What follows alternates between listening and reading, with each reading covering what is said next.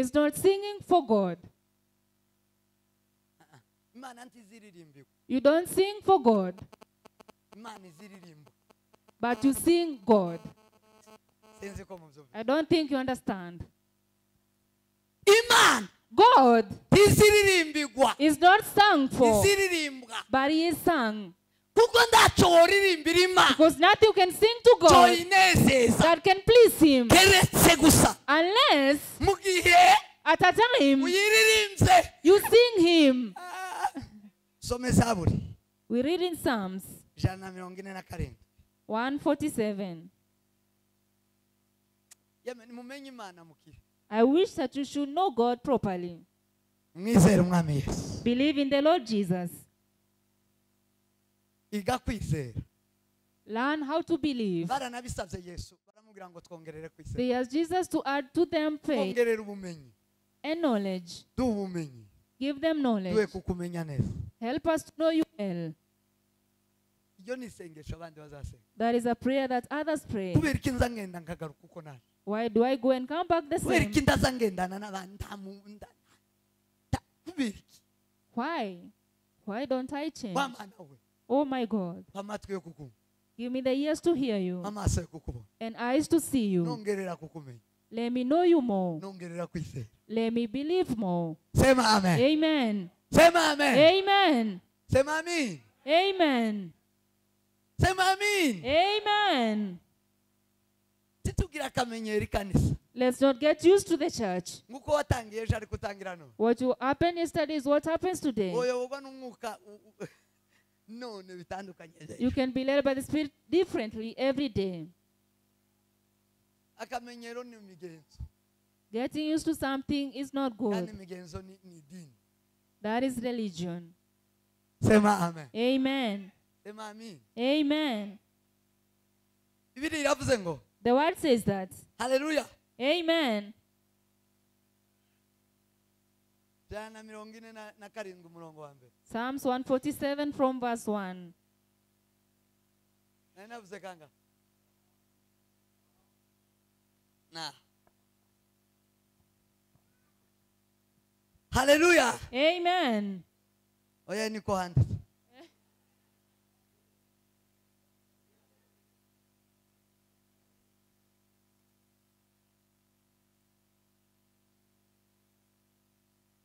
Haleluya. Kuko ari byiza kuririmbira Imana yacu ishimwe. Praise the Lord, for it is good to sing praises to our God. Niko igikundiro. Niko kugikundiro. For it is pleasant, Kandi gushima kurakwiriye. and praise is becoming. Amen. Soma muri Bibiliya ijambo ry'Imana. Ijambo ry'Imana.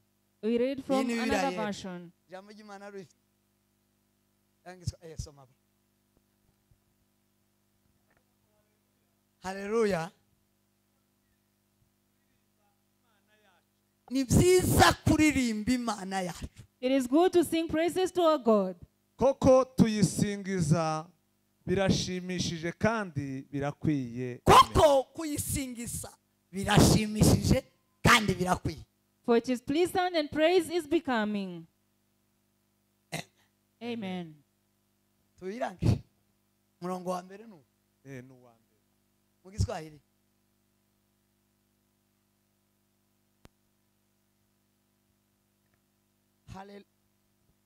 Haleluya, msifuni Bwana, maana ni vema kumwimbia Mungu wetu.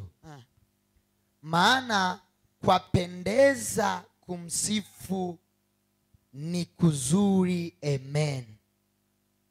Apendeza kumsifu ni kuzuri. Amen. Amen.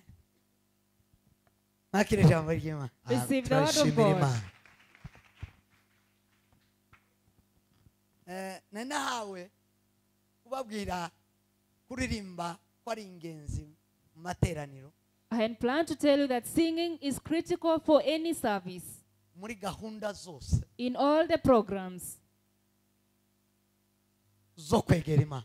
of coming close to God.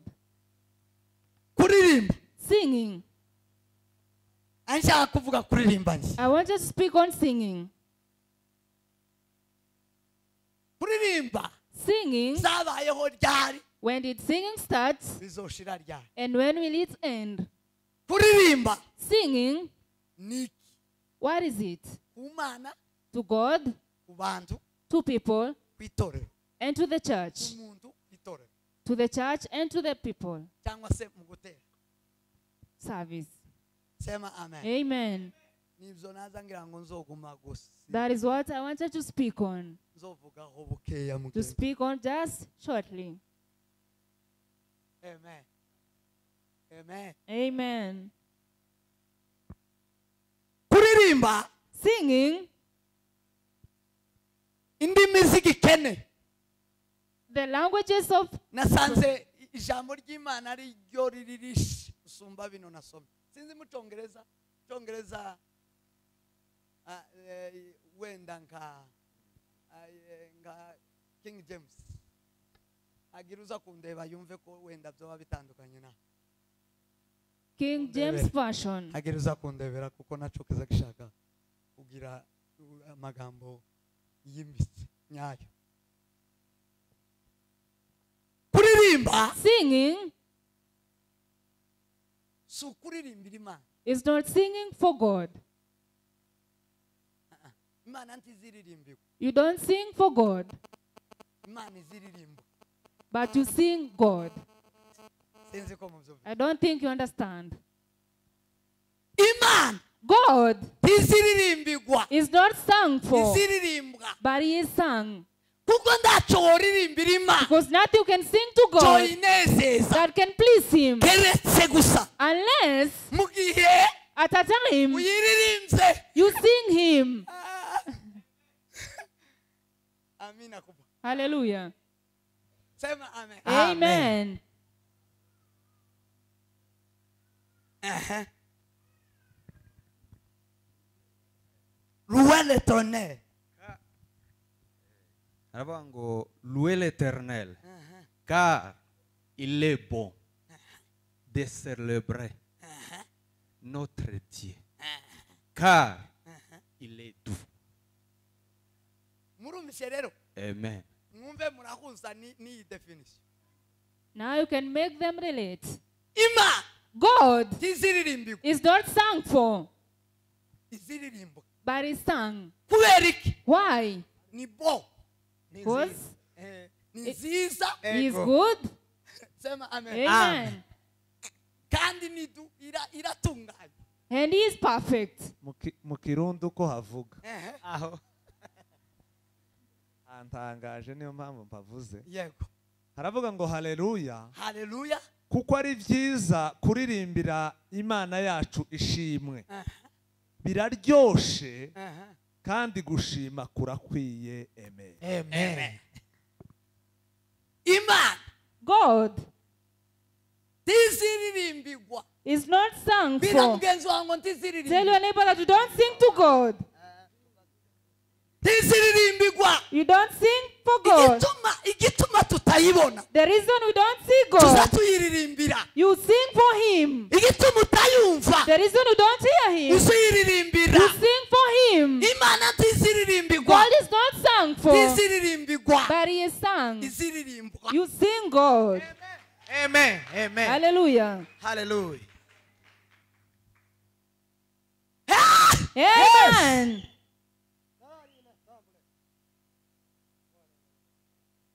iyo uririmbiye Imana When you sing for God, isi bumva ari umuringa uvuga he listens to it like the melody. iyo uririmbira Imana When you sing for him, izayumva ari umuringa urenga uvuga it is just melody to him. n'ikengeri iyo uririmbira Imana When you sing for him, nicyo gituma nta mbaraga it is the reason it doesn't have the power. iyo Imana yishaganyije When God shakes himself, azakora iki kintu something kandi happens. Imana yishaganya Whenever God shakes iyo himself, wayiririmbye and he shakes when you sing him. Amen. Imana izi vibra God vibrates iyo wayivuze when you speak him. ariko iyo wayiririmbiye But when you sing for him, umuringa uvuga ni umuringa n'ikengeri It is just like a bell. iratuje He stays quiet. ntacyo iri bukore He does nothing. ntacyo wayikozeho. Nothing has touched him.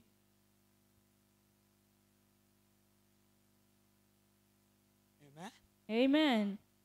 mwanzilishi w'umuziki Only music.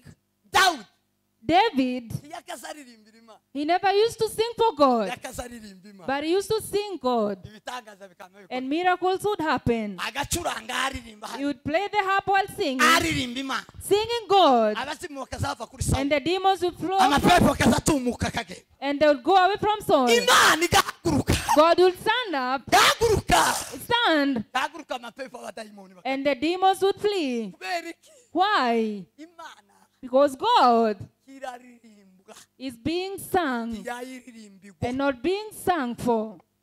Amen. Yes. amen Amen. Amen. vuga ngo amen Hallelujah. Amen. vuga ngo amen Amen. sema amen kuririmba Singing kuryohera amatwi y'abantu is sweet for the ears of people, ariko kuririmba imana but singing God biryohera imana is sweet to Him. haririmbirwa abantu You sing for people, ariko hakaririmbwa imana but you sing God, bikabona kuzura and then you complete everything. asifiwe mukuru Hallelujah. Hallelujah. Amen. imana God bizayumva indirimbo does not listen to the song biryoheye amatwi that is sweet to the ears, si melodi not a melody. ntabwo ari so do re mi fa so oya ibyo ni ibyanyu mubwire ngo ni ibyacu That is for us.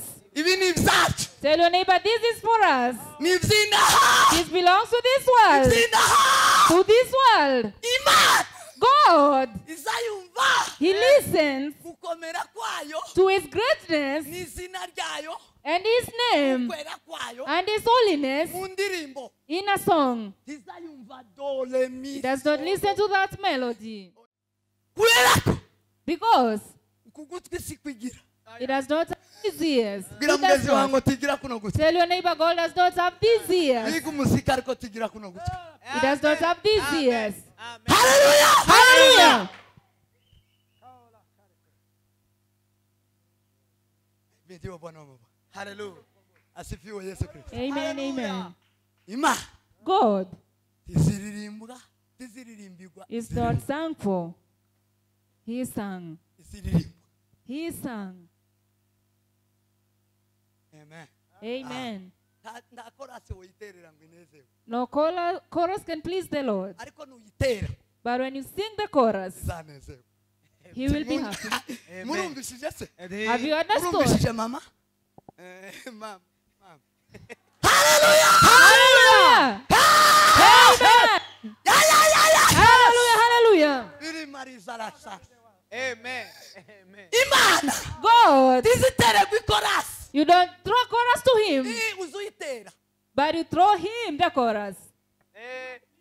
Niyo kora. Niyo chorus. He is the chorus. Ba chorus uzoyisanira. You cannot give Him any chorus Binezeze. and please Him. Ikizayinezeza. What will please the Niyo Lord uzoyitera.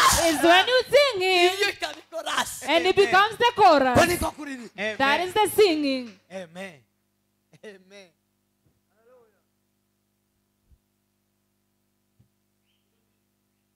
Niyo ndirimbo. God is the song. Niyo ndirimbo. God is the song. Yesu ni wimbo. Na raha yangu nitamsifu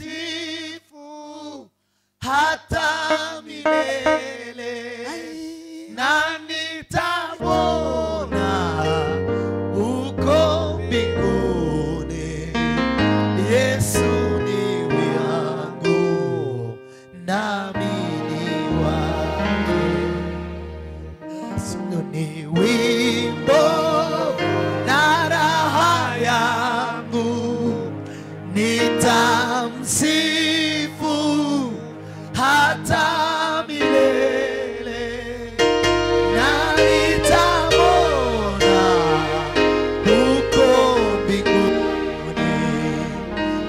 Yesu ni wangu, nami ni wake.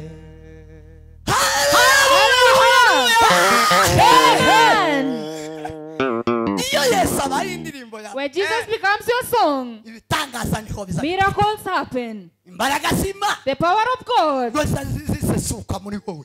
is in you, Ubwiza bw'igitangaza and the glory of the nibwo miracle buza buseruka muri wowe. can be seen in you. Nicyo gihe imigisha y'Imana It is the time the blessings of God izikumuka nk'amazi. comes like a Nicyo flood. gihe indwara It is the time sicknesses, zizazihunga. they run away. Nicyo gihe ibintu It is the time things bizabihinduka. turn around, waririmbye Imana because you have sung God. ntiwayiririmbiye. You have not sung for Him. Amen. Yes. Amen. Amen. Amen. Amen. wacuranze Imana You have played for God. ariko ntiwayicurangira. Tizicurangira. You don't play music for God. Yocurangira Imana.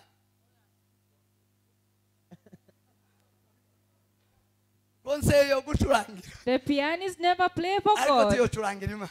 but they play for people. Ahubwo konseye yocuranga Imana. He can only play God. Yocuranga Kristo. Yes. He can play Christ. Nicyo gituma It is the reason. nta muforode No fraudster uzuririmbira Imana sings for God cyangwa uzuririmba Imana. or sings God. Not at all. Not at all. Nubwo byabaye n'uburiganya bw'abashitani. If it happen, it's only the cunningness bw'amadini. of religion. Uburiganya bw'amadini. Cunningness of religion. Kumuno nimba tutaza turirimba Imana. If we don't sing God in this church, Nta ndirimbo ibamo. no song exists. Nta muntu wemerewe No person is allowed kuramya Imana no to kuyihimba worship God and praise Him atayigira. without Him. Aho. Murabyumvise? Nta muntu n'umwe No mukuru single person, ntawe no one at all wemerewe that is allowed kuririmba Imana, to sing God kuramya Imana, and worship Him guhimbaza Imana and praise Him atayigira. without having Him. Abaririmbyi The singers ni abatagira Imana are those without God, nibo baza baririmbira Imana. are the ones who sing for God. Abagira Imana Those who have God, aribo baramyi who are the worshippers n'abahimbazi. and praisers. Ntibaza bayiririmbira, They don't sing for baza Him, bayiririmba. but they sing Iba Him. muri bo. Is in them. Hallelujah! Hallelujah! Amen. Cyo gituma umwanditsi yanditse It is the reason the writer says aravuga ngo ibasha gukora that He can do ibiruta cyane much more ibyo tuvuga, than what we speak, ibyo dutekereza. what we think. Kubera iki? Why? Sema amen. Amen. Amen. Sema amen. Hallelujah. Tizikora Because ibijyanye n'ibyo turi ko tuvuga. does not follow what we are speaking. Ibi ni ibyacu twenyine, This is for us, n'ibyo turimo dutekereza. what we are imagining. Ahubwo izikora But He works. izayishimira He rejoices uko ingana muri wowe, how great He is in you uko wayivuga ingana. and how you're speaking Him.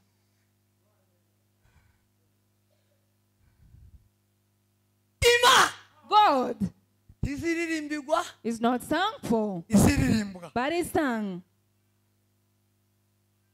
Uyifite, When you have Him, ufite Kristo, when you have Christ, niwe uzi umuririmba. you can sing Him. Utamufite And without Him, ntazaririmba. you can sing for Ni Him. umuringa uvuga.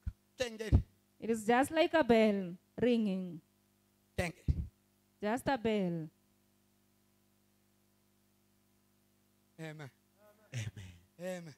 Hallelujah. Izitere gwikora, You don't throw a chorus for God, ahubwo uzitera nkikora. but He is your chorus.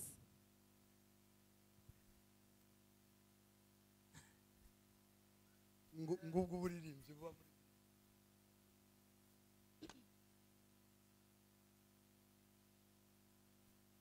Nguko kuririmba. That is singing.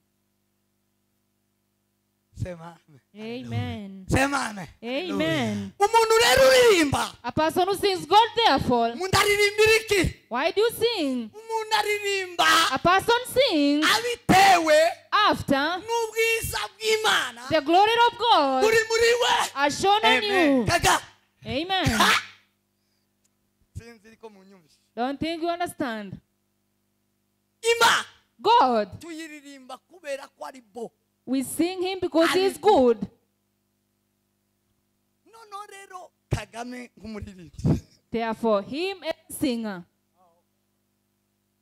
azaririmbira Imana, he does not sing for God, azaririmba ubwiza bw'Imana mu mutima, but he sings the glory of God that lives in azaririmba him. ubwiza bw'Imana. He sings the glory Cyo of gituma God. muzosanga muri Zaburi Is the he reason you find in Psalms. evuga ngo mushimire Uwiteka yuko ari mwiza. Says, thank God because he is good. Amen. Ubwiza bw'Imana The glory of God si ubwo umuntu azabwira uwundi, is not what to tell to a nubwo neighbor, umuntu azayibonera. but what you see for yourself. Uririmba n'ubona ubwiza bw'Imana Singing when you see the glory of God muri we, is in you. si ubwo kubwibwa. Not that you have been told about. Babagabo Men bari bahurujwe mu mudugudu who are in the village n'umugore w'umusamariyakazi by a woman from Samaria ababwiye ko abonye Mesiya, and told them that I've seen the Messiah. ndamusize ku gisima, He is at the well. nimuze muze kureba umuhanuzi Come and w'Imana. listen to him. Vuga ngo amen. Amen. Barahurura And they all came running. bagereyo, When they came to the Yesu well, aravuga, Jesus spoke arigisha, and he taught arabwiriza, and he preached. bamusaba gusiba kabiri, And they asked for 2 days Yesu more. asibana nabo kabiri. Jesus stayed with them for 2 more Wamara abo days. bagabo batanga And itangazo, then the men announced, baravuga ngo titumumumenyeshejwe, titumwizejwe nawe wa mugore, they say, we don't believe it because of what you have said, woman, ahubwo tumwizejwe yuko but we tumwiboneye. believe in him because we have seen him. Turamwibone. We have seen him with our eyes. Hallelujah. Umuntu utazaririmba Imana yabwiwe, umuntu azaririmba Imana imurimo. You don't sell the God you have been told by the God that you have seen. Ko niko kuri. That is singing. Hallelujah. Hallelujah.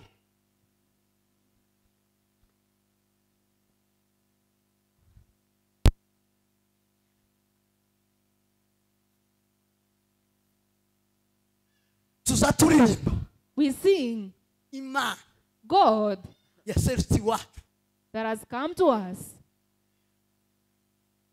yaserutse muri iki, that has come to Mwiki. ngatera ikorasi. And Ngo we ni sing mwiza we, ngo ni nkikizubazuba. Ni and we mwiza we. say, how good he is. Mwiza we. Mwiza we. Kubwira abantu ngo Imana ni nziza bakubwiye. Telling people that God is good after what has been told to Ntacyo you. ikora mu buzima bwawe. He does nothing for you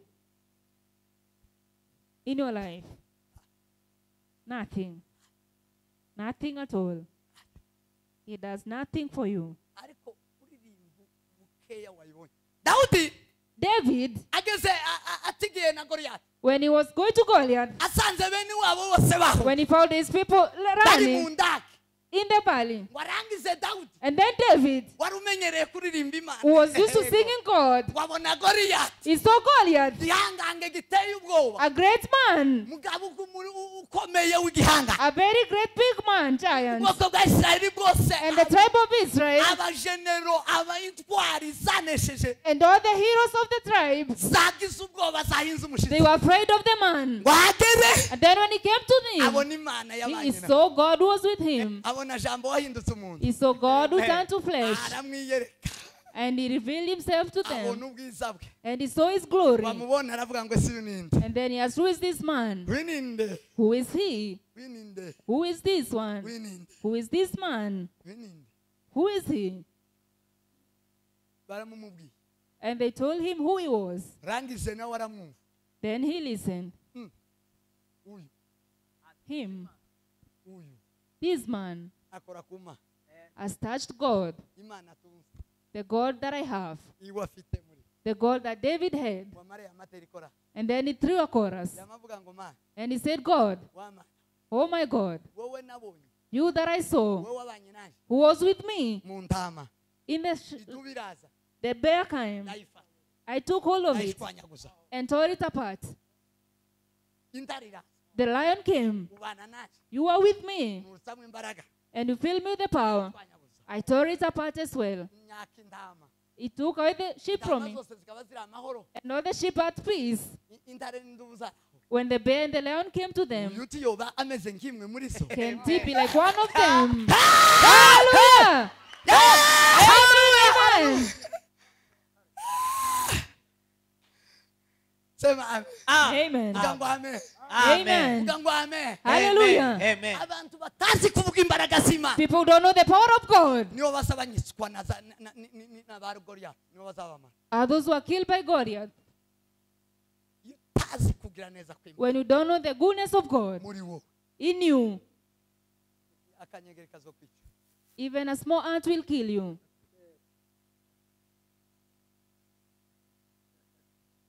Uzohunga inyabo, You run away from the cats. uzobunga kubera inyabo nguko ziriruka. You run because of the cats. Kubera ko Because umutima wawe waratobotse. Your Imitima heart y'abenshi is- yaratobotse.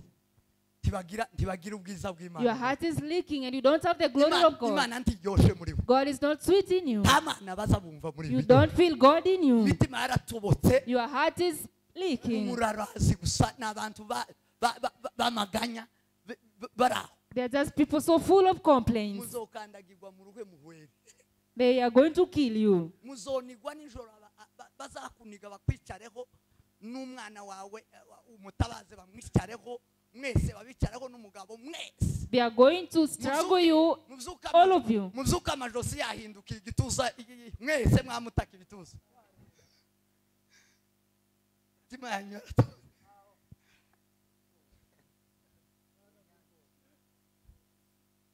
Hallelujah! Hallelujah! Tabisa bw'Imana. There's no glory of God in you. Tabubo bw'Imana. There's no goodness of God. Kubera ko butaba muri wowe. Because it's not in you. Utakariwa. They will sit on you. Utakariwa. They are going to Bado kill you. utakariwa. They are going to kill you. Bado. Not yet. Bado. Daudi David yaragira ubwiza bw'Imana muri. had the glory of God in him. Yagendanaga ubwiza He bw'Imana used to muri. walk with the glory of God. Avuga ngo Mana mu bihe bimwe wabanye nasi. And all the bad times he was with Muri him. imvera yaravuze aravuga ngo na jana imetoweka. The singer said yesterday Na leo gone, and today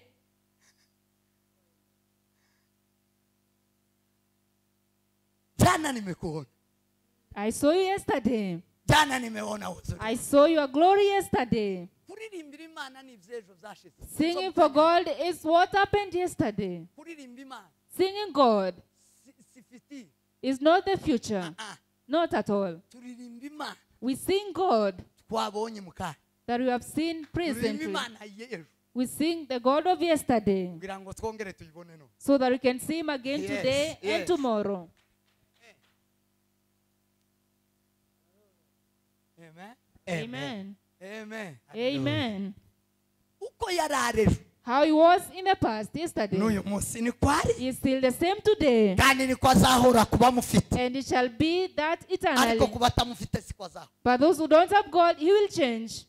Abatagira ubwiza bw'Imana Those muri. who don't have the glory of God in them, Nta ndirimbo bagira. they don't have songs. Any song. Bogira iyi. Which one have? Ntayo. None. Indirimbo A song n'ubwiza niwe is him muri. in us. Sema amen. Amen. Sema amen. Amen. Amen. Sema amen. Amen. Sema amen. Amen. Nimba watinye gutera ikorasi ubwiza bw'Imana bwakugaburiye. If you fear to sing the glory of God that has fed you, Tutekereze ko ejo buzokujana muri. don't think yesterday you go to the tomorrow. Don't think shall take you abroad. Tutekereze ko ejo buzokora ikintu. Don't think tomorrow shall do another thing. That. Nothing. Nothing at all. Turirimba We sing ubwiza bwayo bw'ejo. his past glory Ubwiza bwayo bwa mukanya gahise. and his glory today. Niyo ndirimbo yacu That is our song ikaduha imbaraga that gives us the power zo gutambuka none. to pass today. Amen. Amen. Amen. Amen. Udafite Imana yo mu mibunda. Without the God of back home, Tayobona. you can see him in this place. Nimba udafite Imana yo muri Egiputa. If you don't have the God of Ku Egypt, Banyesiraheli. for the Israelites, Tayo bafite na bugingo they n'ubu. don't have him even today. Bibiri iravuga ngo The Bible says that Imana ibwira Abanyesiraheli. God told the Israelites, Irababwira ngo ibi mubonye. he told them that what you see today, Ndi mukavyibagirwe. Never forget it. muzoba bibwire Tell it to abana banyu your children. iyi Mana This God. muzoyivuge ejo Speak it tomorrow. nimumara kurya mugahaga After you eat and you're satisfied, nimureke kuyivuga don't stop speaking of umunsi Him. mwibagiwe iyi The day you forget this God, uzomenye ko ndayo mufite ya know none that you don't have Him for niba tomorrow. udafite ya yindi y'ejo If you don't have the God of tomorrow, uyu munsi yesterday, ndayo ufite even yaragutse today you don't have nta Him. mana ufite You none don't have God today. ntayo None at all. nta n'indirimbo ufite You don't have even a song. waririmba ute How can you sing waribagiwe Imana yewe when you've forgotten the God of yesterday? waririmba ute How can you sing? waririmba gute How can you sing? waririmba gute How are you going to sing? watsinda ibigeragezo gute How can you conquer Cyo gituma temptations? indwara izize ikagufata iyindi kazi ikagufata nuko utazi ijya yakukijije wa munsi Imana The reason yakukijije sicknesses come to you is because you don't remember the God that healed you yesterday. yigumana iyi ndwara yindi ndibigufata If only you stayed with Him, this sickness cannot attack you today. ubu nta mana ufite You don't have any God today kuko udafite ya yindi yakoze because you forgot the God of yesterday. turirimba We sing Imana God kubera ko ari nziza because He is good. bira mugenzi wangu kubera ko ari nziza Tell your neighbor because He is good. ni chorus He is the chorus. He is the song. ni indirimbo He is the song kubera ubwiza bwawe because of His glory. wotondagura ukazubwira ubundi If you can tell it to others, the glory of God. cya kabiri gira ntangiriza The second thing, as I conclude, turirimba Imana we sing God kubera imbabazi zawe because of His mercies, yes kubera uburyo yadukijije ibyaha because of the way He saved us, kubera from uburyo our sins, yambabariye the way He forgave us. ari mu mwanda ukabije Yesu aramurikira nari mu mwanda uteye isoni Yesu ankuramo nari ndushe nguyu mwumva Yesu araza ati ngwino arankunda kure subira nari mu mwijima ukabije Yesu aramurikira nari mu mwanda uteye isoni Yesu ankuramo nari ndushe nguyu mwumva Yesu araza ati ngwino mwana we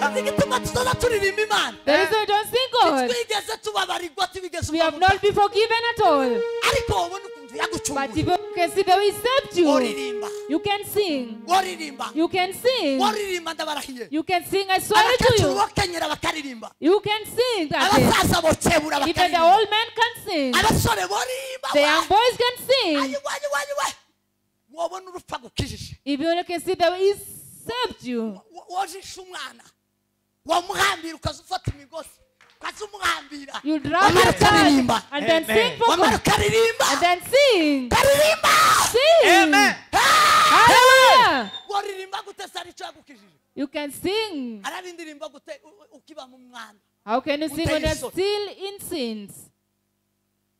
wa mwanda uteye isoni In that. urarusha uraremerewe urapfuye You are very tired. You are very fatigued. umwuma warakwishe uzuheheta uzamugenda urereta akarimi kabiri ya hejuru wananiwe kuruka How can you sing? inyota yarakumase za nyota There's no thirst in waririmba you. Imana gute How can you sing God? waririmba Imana gute How can you sing Him? wayiririmba ute How can you sing the Lord? indirimbo kwiziba indirimbo Because the song kubera ko yadukuye mu busambanyi we sing for kubera ko watches and yadukuye for us. mu biheko Because kubera yes, ko yadukuye mu gusebanya kubera ko yadukuye mu kugira nabi ngiyi ndirimbo we sing God because He bwira has saved mugenzi us wawe from ngo all ngiyi the sins. ndirimbo Tell your neighbor that this is Indirimbo. the song. This is the song. haleluya Hallelujah. nari mu mwanda uteye isoni isoni Yesu ankuramo nari ndushe nguyu mwumva Yesu araza ati ngwino narankunda nguruhure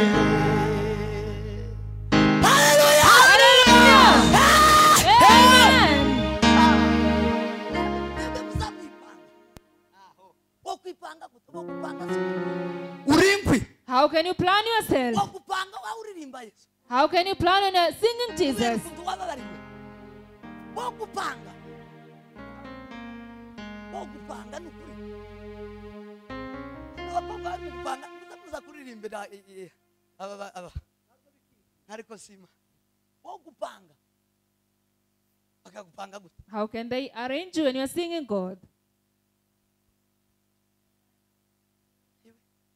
Karani.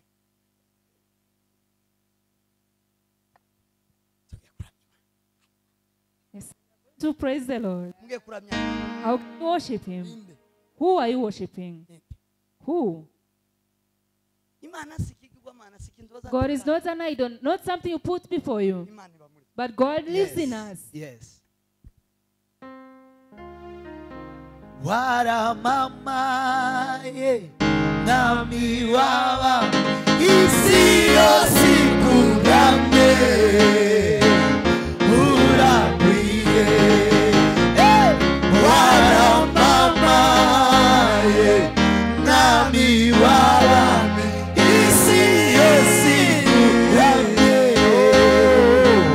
uragwiriye. Hallelujah! Imana sinema sikigwamana ipsinze sibenu God is not an idol. sisanamu He is not an idol. ngo tugitereke amaze tukiririmbire That you put it before you and then you sing to Him. Not at all. Not at all. muzamuhagararira nde hano Who do you stand for? niyo Is it Him? abakorari niyo For the singers, do you stand here for God? ipangira nde hano ni sanamu muzamugitereka hano Is He an idol that you put before you and you sing to? mwebwe muyigira hano You put it before you, ariko abandi baza bayiririmba bayigira but indani others who sing Him up, Him in His heart. Hallelujah! isi yose ikuramye urakwiye waramamaye mwami waba isi yose ikuramye urakwiye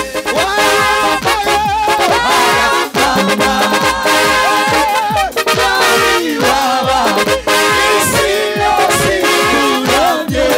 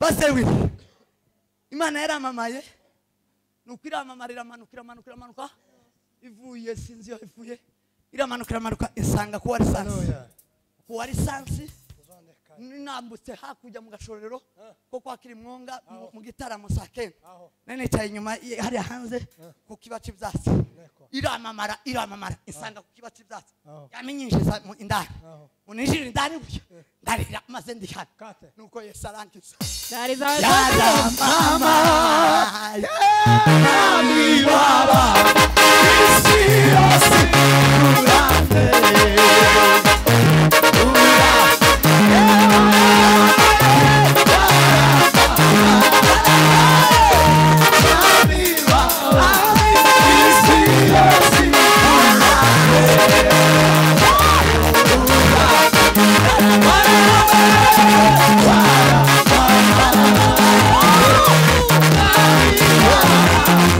isi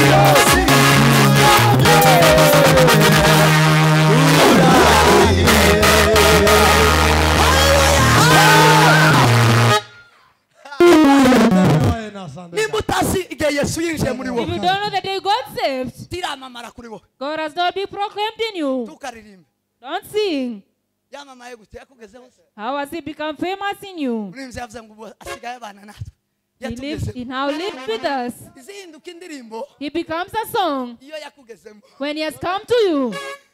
Hallelujah. yesu yangezeho Jesus came to me, asanga iriya mu gashorero iriya found me there back home. iriya muri 95 mu kwezi kwa 12 Back in 1995, Sakenda. December at 3 a.m. hari kuwa gatanu It was on a Friday. Aho. iramamara irarenga iriya There. ngo imana iserukamo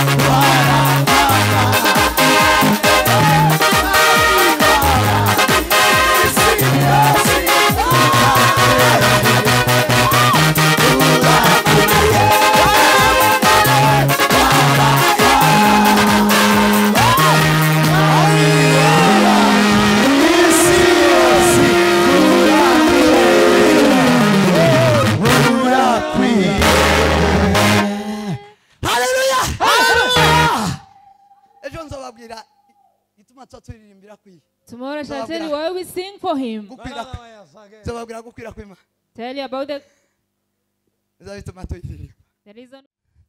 nubwo bamwe batazi kwizigera iwabo nzobabwira gukwira kwa I will tell you about the plentifulness of God. turashoje amen We conclude. haleluya imana God, iririmbirwa iraririmba you don't sing for him, you sing him. si sanamu He's not an idol. si mtu He's not a man. si umwami w'abisi He's not a king of the world. abami b'isi nibo bazazana abaririmbyi babaririmba You only sing for the kings of this world. n'abacuranzi babacuranga And they bring people to play music for them. uyu ndaza acurangira Church of Christ He does not play for the Church of Christ. uzi ucurangira kino niba ari kumeza If that is how you are, uko turi umucuranzi you are not a good pianist. sema amen Amen. abantu bigize ibigagatanye nibo bagira abacuranzi babo bakagira abaririmbyi babo nuko bakagira ababyinnyi babo nuko akitereka n'ikigirwamana kiri aho bakakiririmbira bakagicurangira nuko There are people who do those things for themselves. n'ingingoko zikamaze zigaturaga They bring people to sing for them and play the instruments for them. imana ntiziririmbirwa But you don't sing for God. You don't play the music for Him. iziririmbwa You sing kandi Him. igacuranga And you, kandi igacuranga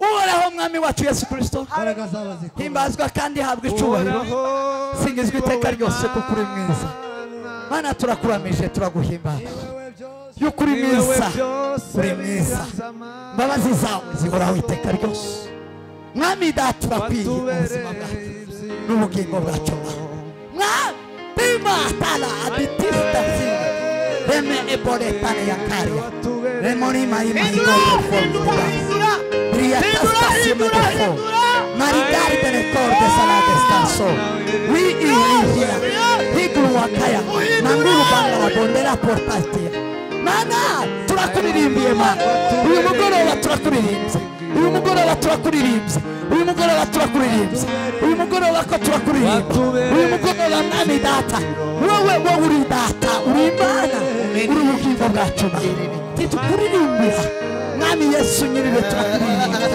ntabwo rasi two kubonere ntayo yo kunezeza ariko mana turakuririmba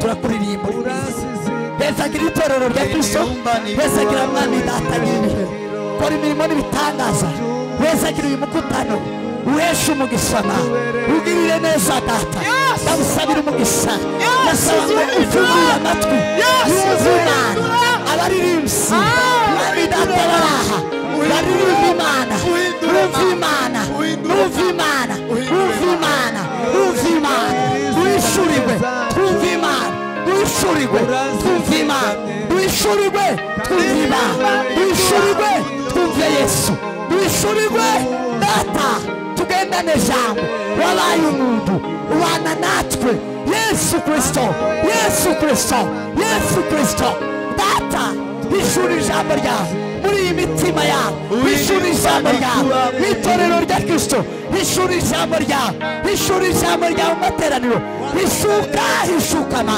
hishuka data, twishurire twitamure, tamurura wishuke maze Yesu tunezerwe twishura, mwami data tukuneze, data tuhinduka abantu, duhinduka ubwoko bwawe, nawe uhinduka Imana yacu data, icyo waturemeye ni ukukuririmba, icyo waturemeye ni ukukuririmba, ni ukuvuga ibiguza, ni ukuvuga imbaraga zawe, ni ukuvuga ishimwe ryawe, ni ukukuvuga mwami data, reka tuze mu bikari byawe, tuze mwami mu marembo no mu bikari, tukuririmbe, tuguhimbaze, tukuramye Yesu Kristo mwana w'Imana. Urakoze Mana uyu mugoroba, gasanire mwami amaturo sadaka ibyakoreta byose mwami data nyiribihe, wase Yesu Kristo wa Nazareti kugira umumaro muri twebwe, kubw'icyubahiro cyawe imitima yose gutahane, aya matwi akumve icyubahiro kibe cyawe Yesu. Turagushima Mana isumba byose, mu izina rya Kristo Yesu dusenze twizeye, amen.